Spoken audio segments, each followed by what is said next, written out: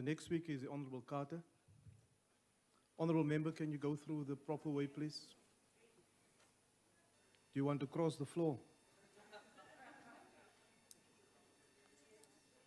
The Honorable Carter.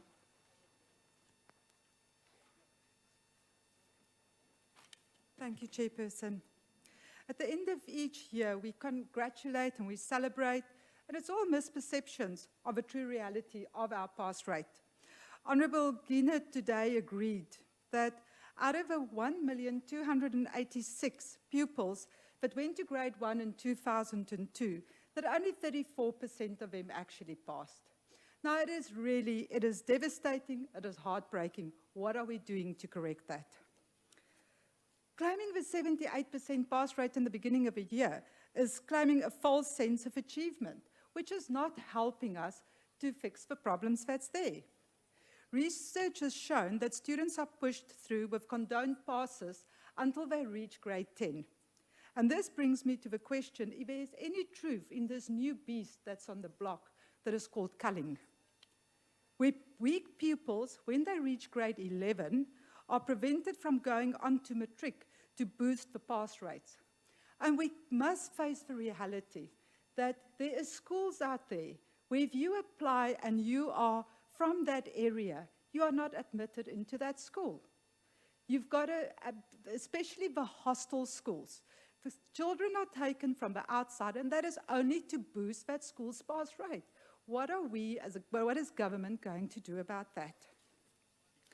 The ruling party has been quoted in saying that our education system must ensure that no child is left behind. Now, it's pretty sad, and if I have to quote the Deputy Minister, saying that Nelson Mandela would have been very proud today, I think he would have been heartbroken to know that as we stand here today, halfway through the year, there's a Model C school in Tabazimbi where the grade 9 learners have not yet received handbooks for mathematics, social science, technology, life orientation, and Afrikaans. Now, that is really sad. It's halfway through the year. For far too long, government has allowed SARTU to reign supreme with impunity within our education sector.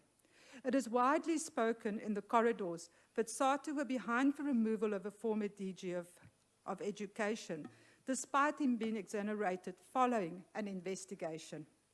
More shocking is the reports of SARTU's involvement in the selling of positions. The fact remains that it is the Department of Education that ultimately makes the appointments, and would therefore, at face value, appear that the department itself is complicit in the matter. The Minister needs to commit to a full and transparent investigation with regard to the rot in the department being influenced by SARTU and possibly other unions as well. Chair, reading through the estimates of the national expenditure, it is clear that there lacks clear ideas about how to bring us to the school system into a 21st century. Firstly, I need to say, it talks about a 21st century, but we're already in the 21st century.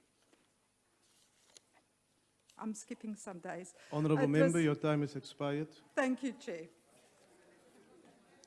Before I recognize the next speaker, may I just remind all honourable members to make use of the waiting benches on both sides, and also to refrain from crossing the floor when you approach the podium. In political parliamentary terms, it has a terrible meaning, Deputy Minister, when you touch the centre of this floor. It means that you have plans.